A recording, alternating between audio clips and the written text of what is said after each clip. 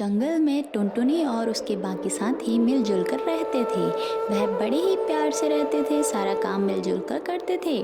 पर एक दिन मौसम विभाग की जानकारी देने वाला उल्लू आता है। सुनो सुनो सुनो, आज रात को बहुत तेज तूफान आने वाला है। कृपया करके अपने सभी घरों को मजबूत कर लेना और अपना राशन भी इकट्ठा कर लेना। तो सारे पक्षी उसकी बात को ध्यान से सुनते हैं और टुनटुनी तो उसी दिन अपने घर की मरम्मत में लग जाती है। वह अपना घर को बहुत मजबूत कर लेती है। पर कालू कौवा तो बड़ा ही निकम्मा होता है। उसे लगता है हर साल जैसे थोड़ी थोड़ी बारिश आती है, इस साल भी वैसी ही बारिश आएगी। पर टूनी चिड़िया तो बहुत ही समझदार थी। उसने अपना घर मजबूत कर लिया और ये बात कालू कौवा को पता चल गई थी। उसने सोचा अगर बारिश आ जाएगी तो मैं टूनी चिड़िया के घर में चला जाऊंगा। पर बाकी सारे पक्षियों ने अपने घर को तैयार नहीं किया हुआ था। उस रात को बहुत ही तेज तूफान आया था और टूनी चिड़िया आराम से अपने घर के अंदर बैठी हुई थी और सोच रही थी, अच्छा हुआ मैंने अपने घर को बहुत अच्छा बना लिया है। अब तो मुझे किसी भी चीज़ की फिक्र ही नहीं है।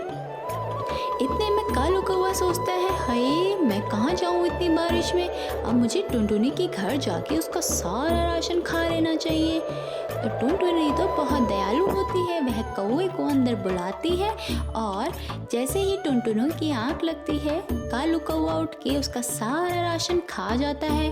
हा, ये टुनटुनी तो बहुत ही बेवकूफ़ है। इसको क्या लगा मैं इसके घर में इसका भोजन नहीं खाऊंगा। तो कालू कौवा उसका भोजन खा के आराम से सो जाता है और वह देखती है कालू कौवा जब चला जाता है तो वह अपना राशन खत्म पाती है। वह कहती है, हाय रब्बा मेरा राशन कहाँ गया, अब मुझे दोबारा से राशन इकट्ठा करना पड़ेगा। अगले दिन फिर से यही सीन होता है। इस बार बाकी सारे पक्षी अपने घरों को मजबूत कर लेते हैं, पर कालू कौवा उसके घर को हथियाने के पीछे पड़ा हुआ था।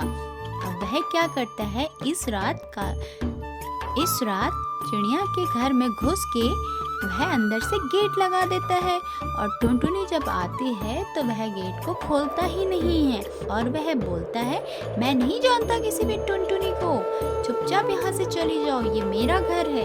तो ऐसे टुनटुनी रोती हुई चली जाती है और अपने लिए दूसरे दिन दूसरा घर बना लेती है। यहीं ये कहानी खत्म होती है। अगली कहानी के साथ फिर मिलेंगे, तब तक के लिए बाय बाय।